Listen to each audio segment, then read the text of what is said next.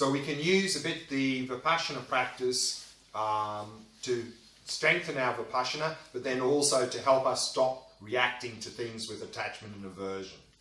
Also, another thing which we looked at in this retreat was this idea of cognitive fusion. Fusing ourselves and others with our behaviours in particular. So I think it's very helpful in daily life to avoid cognitive fusion in terms of the way we think and speak. And that's going to be very helpful for us to reduce our reactive tendencies.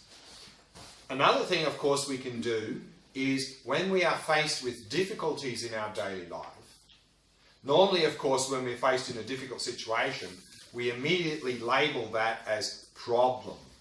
And of course, when we label something as a problem, problems are things we don't want. So as soon as we label something a problem, instantly our aversion kicks in. I don't want that. Go away. And of course, all that happens then is we magnify the problem. We magnify the discomfort we experience from that difficult situation. So therefore, if we're faced with a difficult situation, don't see it as a problem. See it as an opportunity. Because actually, if we look in our life at the times when we most progressed as a person, we most developed as a person, it wasn't when things were going well. It was when we are faced with difficulties. Because these difficulties challenge us and challenge us to overcome them and to improve. So actually, difficult situations are opportunities. And if we can see them as opportunities, we won't develop the aversion, and we'll look at ways of using that difficult situation to develop as a person. And of course, one way we can do that is through the Tonglen exercise, the Tonglen practice. That, if we are faced with a difficult situation, maybe we've got some pain in the body or something, then don't develop aversion to that, but rather go, okay, well, there must be lots of other people who have similar difficulties as me now. By me willingly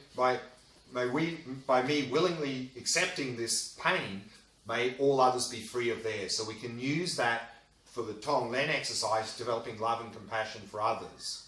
Of course, we're not saying that if we have some difficult situation, we're not trying to overcome it, of course, but at least don't develop aversion to that. And then, at the end of the day, there's also something we can do, I think, to finish the day on a good note. Of course, if we've got time and energy to do another meditation at the end of the day, very good. Excellent. But many of us, of course, at the end of the day, quite tired. Maybe we've got some social engagements, social responsibilities or so. Maybe we can't commit to a daily meditation practice in the evening as well. Then I think at least we can do two things at the end of the day. I think I've already mentioned them, but just to mention them again. The first thing we can do at the end of the day is review our day. How did our day go? And then pick the top 3 negative things that we engaged in, and then go through those 4 opponent powers that we looked at. Regret, reaffirm our positive direction in life, think of a remedy for that, and make a strong determination not to do it again. So if we can do that with the top 3, that's a good way of reducing those negative imprints and negative habits and resolving them. And then also, equally important, focus on the good things we did during that day. Pick the top 3 good things we did during the day and rejoice in doing that, and make a strong determination to continue to do that the following day. And that will strengthen our positive habits. So this is a good way to finish the day in terms of purifying and reducing negative habits and strengthening positive habits. And then the last thing we can do each day is what we did on the first evening of this retreat. And that is, when you go to bed, lie down in the corpse posture, the Shavasana, flat on your back, hands to the side, and then just do a little shamatha exercise. Noticing sensations anywhere in the body associated with the breath, emphasizing relaxation. Releasing any tension in the body and tension in the mind from the day. And do that as long as you can maintain some alertness. When you start to get very sleepy, then just mentally note, okay, my meditation's come to an end, and then move out of that posture into whatever posture you use for sleep. So this is a mindfulness exercise. It's a good way of releasing tension from the day, and it's a good transition into sleep. So this is something definitely we can do at the end of every day that can be very, very helpful. So this is a little bit how we can set up our day. So that's all I really wanted to mention in terms of advice. Is there any last questions? Yes. About the meditation, if I'm not sure how to do it without like a guided meditation. Like, Okay. Sure. Yeah. So what we can do in the beginning phases, of course, in meditation, is we can listen to guided meditations, the audio, and there are a lot of audio available. In fact, I've got my own website.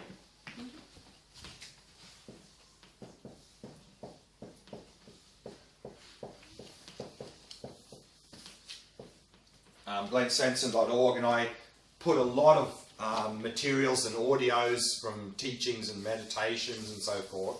And there are also many places where there are guided meditations available that people have recorded. So what can be helpful as a beginner is to use the recording to become familiar with the steps in the meditation. Particularly some of the analytical meditations involve quite a lot of steps. The shamatha practice is a little bit more simple, but even those we can use in the beginning. But then I think it's important at some point to let them go. Otherwise, we get a bit lazy and it becomes a bit mechanical and we're not really doing the meditation. We sort of switch off a little bit. So use them until we become familiar with the technique, and then we can let it go.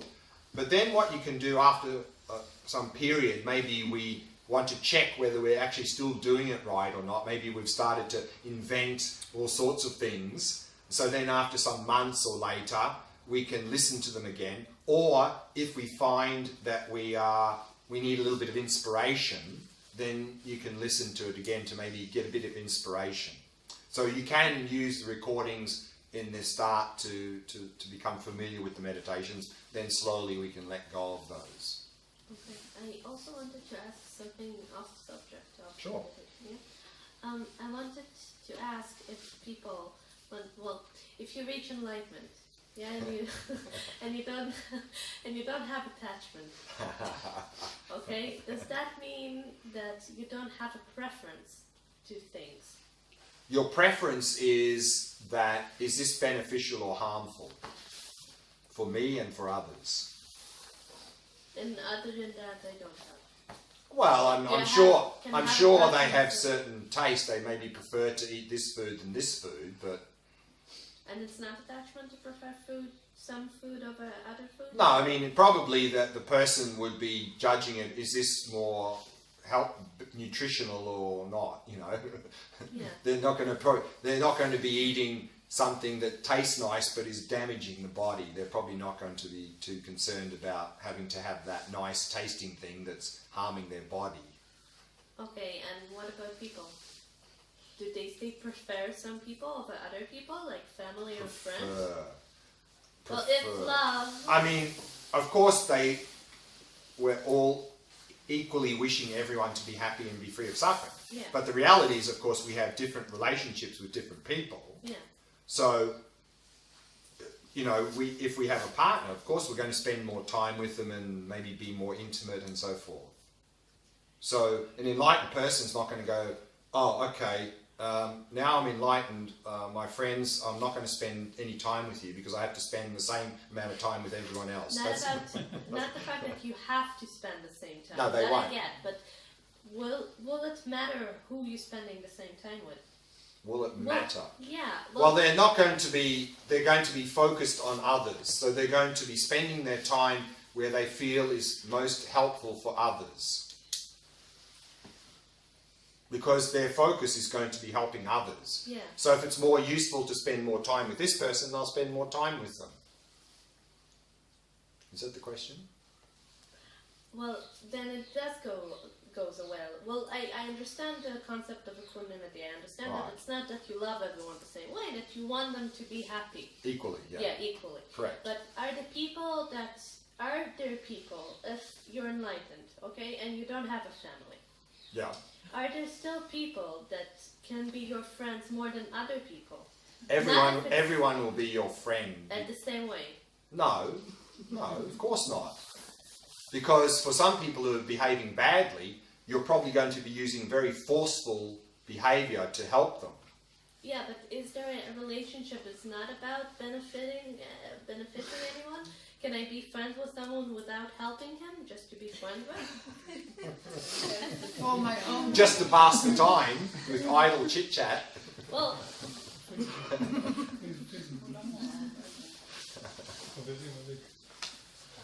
okay. Yeah.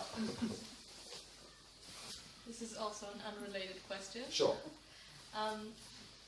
About equanimity, I was thinking about gender equality in Buddhism. So I know that nuns currently can't proceed to the same level as monks. Because historically that lineage was broken. But now they're re-establishing it actually. So it will be the case that it will be the case. It's only because, it's not because nuns are inferior or something. It's only because there has to be a lineage, and centuries ago that lineage broke. So that's why they need to re-establish it. But the texts, do they refer to gender equality? Or what does that mean karma-wise? Yeah, I mean, in some texts, in old Indian texts, it actually says, pray to be reborn as a man. Why? Because in ancient India, it was a patriarchal society, which meant if you were born as a woman in that society, you were hugely disadvantaged. Nothing to do with Buddhism, but the reality is that it was a patriarchal society. So if you were a woman in that society, you had a huge disadvantage. Or you had a greater opportunity. No, because you never had an opportunity. No, but that's an opportunity to go against the grain and. Yeah, but. I'm trying to think. Yeah, the sure. same No, time, but so what I'm it's what I'm suggesting is that in Buddhism there's no difference whatsoever. And my experience in all the years I've been teaching is women seem to have the advantage now. In all the years of teaching, I always sort of check a little bit the balance of numbers. It's always 60% women, 40% men. Always. So it seems like women are at the advantage point now over men. For whatever reason, I'm not sure. Teachers or students? Sorry? Both. Both. And also the organisations that I work with, it's always women dominated who run the organisations. Right? But really, wherever I go, it's always dominated by women.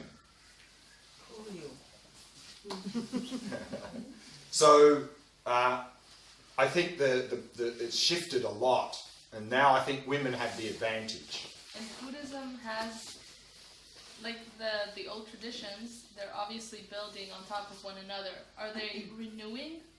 Are there new texts being written? All the time.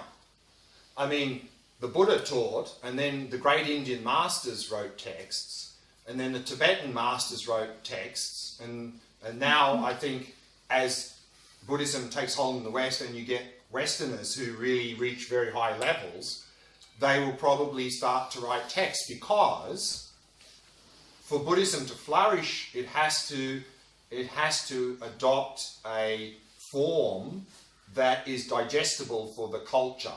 You know, we can't pretend to be Tibetans. We can't pretend to be Japanese. We can't pretend to be Thais. It won't work. So for Buddhism to flourish in the West, it has to take on a Western flavour, of course, without being corrupted. That's the big challenge, of course. That's the big challenge. And I think we're in the very early phases of that happening now, and already we can see some corruption, but hopefully we can, you know, head in a better direction. Sorry? That depends on what you see as corruption, but even the fact that the terminology is changing, so that people... Terminology? No, the fact that we have to translate everything to English is already a change in the entire culture, because you can't actually say it. You keep telling us all the time, it's not exactly that, it's this and this and this, and it's changing our conceptual mind in the West, even if we're not Buddhist. It's giving us a new terminology to hold on to. It's a big challenge, but there's something we have to face. There is a question I have already asked the chair, but I Sure. want to hear, and maybe an advice for daily life. You see, for example, I have heard the monks who've been tortured by the Chinese, and amazing that the monks can say, I never lost my love to the Chinese who torture me. Mm-hmm. How? No, how it's okay. How it's the lamb really? How to do it? How to do it? How to love your enemy? How to develop Not relation. and Right. I cannot do it with my neighbor, with his BMW, for example. Well, So how it's but so a couple of Why? things, yeah. A couple of things, very briefly. An advice, Very briefly. yes. Yeah. One is, as I mentioned, for love and compassion, we need to develop it in stages. For example, if we're not kind and compassionate to ourselves, then that's where we need to start. Then we develop that to people that it's easiest with. not how. Why? Why what? Why should we do it? Why should we love our enemy? Because if we don't, we suffer. Everyone suffers.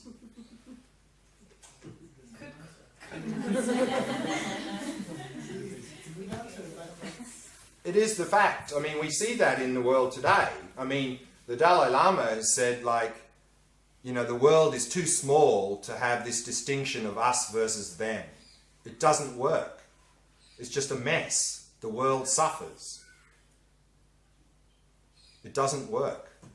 And it's just suffering. That's the bottom line. And, of course, at the deep level, if we, in the Vipassana mode, then there is no separation between you and anyone else. So if we get to that level, it wouldn't even enter our mind not to be compassionate, because that compassion and loving kindness is the expression of emptiness. It is the expression. I mean, it's just, it wouldn't even enter your mind not to be compassionate if you were in a realization of nature of reality, the interconnected nature of reality. It just would not enter your mind not to be compassionate to everyone. It would make no sense not to be compassionate. It's the emptiness. Well, that is at the deepest level, yes. So that's why it's not good enough to be a nice person. You have to be a wise person. You have to use wisdom. Otherwise, it's always, why should I be compassionate to them? Those people there, it's not me. So why should I need to be compassionate with them? There's this sort of us versus them. And then, of course, it's very difficult to get a good answer. I have a question I wanted to ask from the beginning Sure. when you talked about the attachments. Mm-hmm.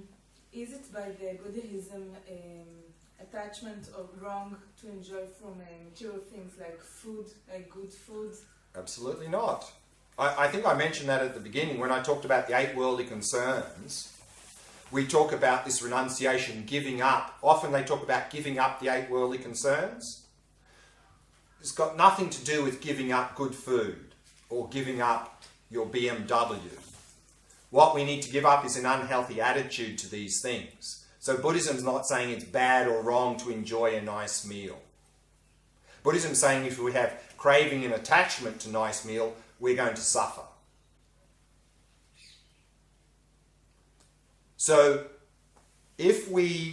particularly if we strive for genuine happiness, inner well-being, and we start to eliminate mental afflictions, you're going to enjoy simple pleasures in life much more, without the attachment. But like, if one of my pleasures is to go to a very good restaurant, is it like a trait? It's an attachment, and I can enjoy also a simple meal. But to notice whether there's attachment or not. If you don't get that thing, do you get upset? If you get upset because you don't get it, there's attachment. If you don't get it and you go, okay, didn't happen, maybe next time, then that's good. But if you go into your favourite restaurant and it's closed and you go, oh no, attachment. If it's closed, you go, okay, next week, it's okay. I have a question about karma. Yeah. Just that I understood it on the 5 minutes, like, I understood it for a little bit, yeah, when you taught it, but 5 minutes later on, I just thought it as a blame thing. Yeah, so that's cognitive fusion. Okay. So that's the same with everything. It's cognitive fusion. Blame is an example of cognitive fusion. Bad person, they deserve to suffer. So anything which in terms guilt, blame, judgment, judging people, all of these things is cognitive fusion. It's a false perspective.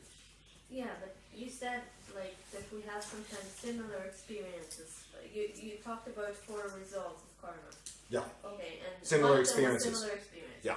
So it feels a bit like the universe is punishing me for something I've done.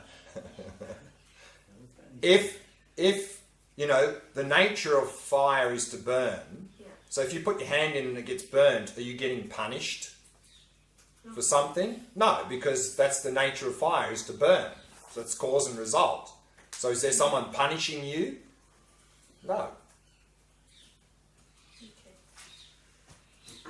I want to connect to his question. Yeah. I'll just say my thoughts and then I give Sure. example. Sure. It's again about justice. Sure. Can you, like, if you see things in a karmic way, won't you accept injustice towards yourself? Like, my example is that people from Tibet and Sure. people who accept what happened to them and sometimes see it as opportunity. And I read some things by Dalai Lama who's talking about it, that he can't say if it's a bad thing or if it's a good thing. And from the other hand, he's one of the people who's fighting for freeing Tibet and Sure. like very Sure. vocal about it. So Yeah. I don't know. So- I find it as a tension. Sure. So in that case, we're not saying that the Tibetans are accepting the Chinese behavior as is okay. Absolutely not. They're referring to their own experience. They're not saying somehow, oh, you know, what the Chinese are doing is fine. That's not fine. That's got nothing to do with karma, that what the Chinese are doing is okay. It's not okay. Of course it's not okay. But if it happens to you, so it's a good opportunity to... So there's 2 things that are going on in every moment. There's our experience, what's happening to us, and then how we respond to that. How we respond to it, we have some... We can react or respond in a good way. But would you say thank you for that? Or would you protest against it or go against it? You would not react with anger because that would just make things worse. And you would try to help the perpetrator overcome that negative behaviour. That's compassion. Yeah. I don't know. I guess that my question is if that... So when we talk about acceptance in that sort of difficult situation, we're not saying, oh, I'm accepting that what that person's doing is okay, I don't mind. Of course we should mind. Of course we should try and help that person to overcome that negative behaviour. Of course. Yeah, it's just that I think that a lot of social protests happen because people felt unhappy about their situations, and some kind of maybe anger, maybe something else, I don't know if it's semantics, rised up, and that changed the situation. Right. Because if you're just, everything that needs to happen to me happens, Yeah. it doesn't change Correct. the situation. Correct. But see here that we need to understand when we talk about anger, then often when people talk about anger in that, they're talking about social injustice, let's rise up and do something about it. And then they use the label anger for that.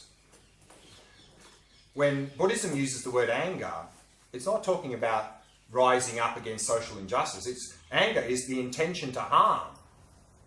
So that is never okay, because then someone harms us, we harm them, and then it's just, we're as bad as them.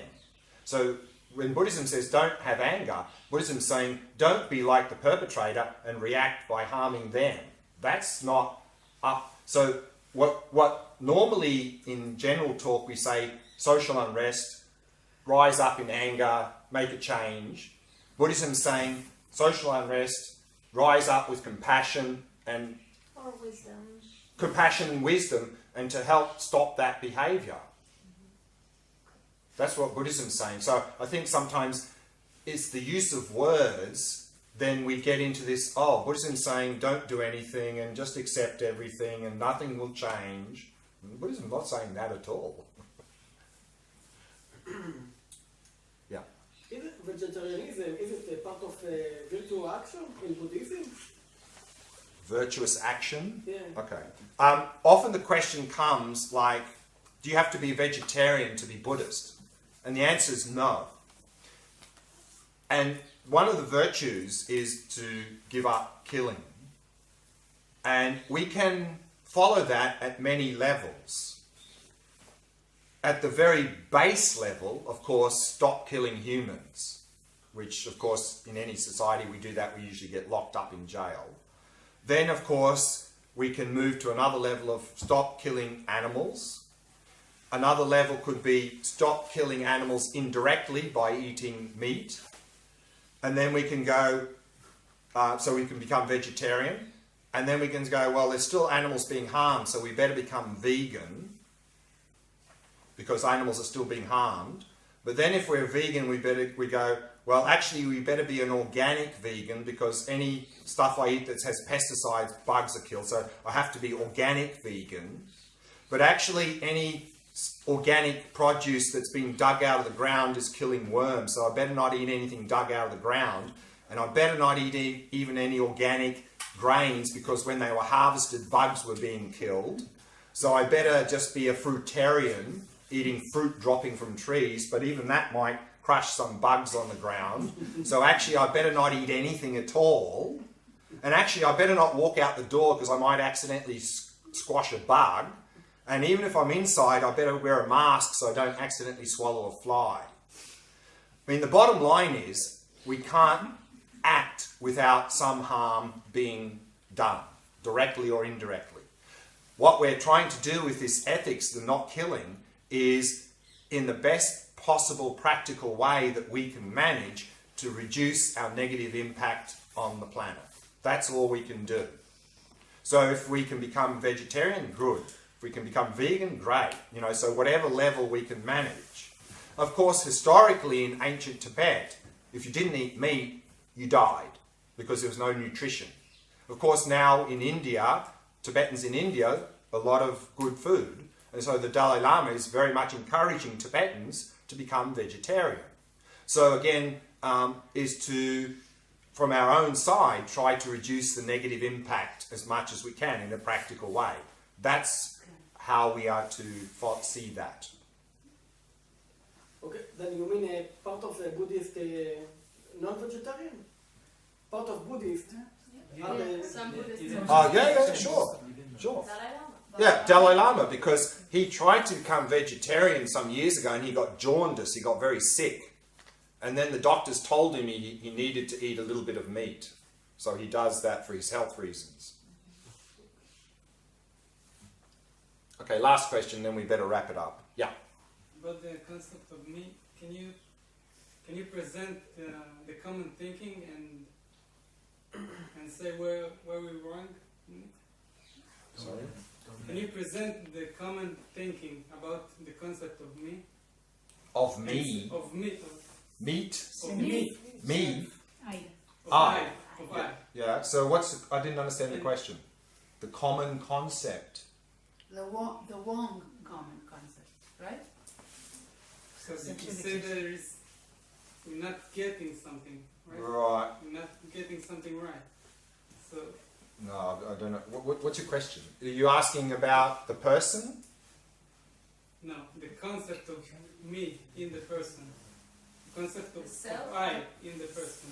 Right. So we have a sense of I or me or person and And is it wrong? wrong. No. There is a me, there is a person. What is wrong according to Buddhism is not that there's me. It's how we see ourselves existing that we get wrong. So it's correct to say me, you, cup, computer. That's correct. What's not correct according to Buddhism is that there's independent me, independent cup, independent laptop. That's wrong. Because that leads to suffering, leads to mental afflictions and suffering. So it's not a matter of is there a me or not. It's a matter of how does the me exist. That's the question. Now, according to Buddhism, we overinflate the sense of me. We believe that there is an independent me here. That is false, according to Buddhism, and that is the root of our mental afflictions and suffering. What do you mean by independent? Independent of everything else.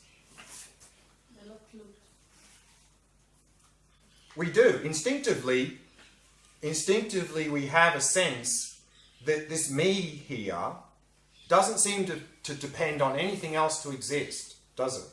Instinctively. When we have this thought me, it seems to be a single thing that doesn't seem to depend upon anything else to exist. Does it? Instinctively. Intellectually, of course, we know that that's completely wrong. But instinctively, that's the sense of me we have. There seems to be a me existing here, self-existent, that doesn't seem to depend on anything else to exist.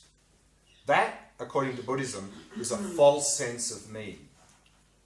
That's the one we relate to, is the basis of our behaviour. And that leads to attachment, aversion, and big mess. So emptiness is a realisation that there's no independent me. It's a realisation that the me that does exist is a dependent me. A me that depends on the body and the mind to exist. Anyway, this is a big topic and something we need to listen to, reflect on, meditate many times. So, first, slowly. Okay, let's leave it there. We've run out of time. I just want to finish with a couple of points. In terms of books, I think there's some Hebrew books that you've got somewhere around here. But in terms of English books, on the topic of the shamatha practice, I very much recommend one called Attention Revolution by Alan Wallace. I think this is an excellent book on the shamatha practice. And in that book, he also has chapters on the four immeasurables: loving kindness, compassion, empathetic joy, equanimity. And also he talks about Tonglen practice. And also Alan Wallace is very much into lucid dreaming and dream yoga. And there are a couple of chapters on that in that book as well. What's the name? Attention Revolution. Alan Wallace. In terms of emptiness, what we looked at this morning, generally I recommend as a beginning book, How to See Yourself as You Really Are by the Dalai Lama. We have it in Hebrew. Oh, you do? Okay, good, very good. This is good for your question. There, read that book in Hebrew. And anyone who is interested in Tantra Vajrayana, a very good book is Psychology of Buddhist Tantra by Rob Priest. It's a very good book. He's a psychologist, so he talks about these ideas in Tantra from a Western psychology perspective. Very good book.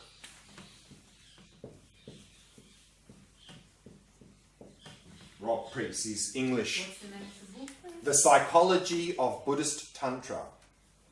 He's an English man who is also a trained psychologist.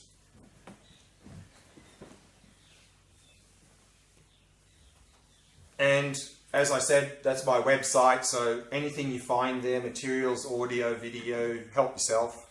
There's also a contact page in that website, so if you want to ask me any questions in future, you can send me a message and I'll try and answer it for you. Then, to finish, I'd like to thank the Dharma Friends group and all the volunteers who put on this event. And lastly, I'd like to thank all of you for making the time and effort to come here. And I hope you got some benefit out of this weekend, and I hope to see you again in the near future. So, thank you. Thanks.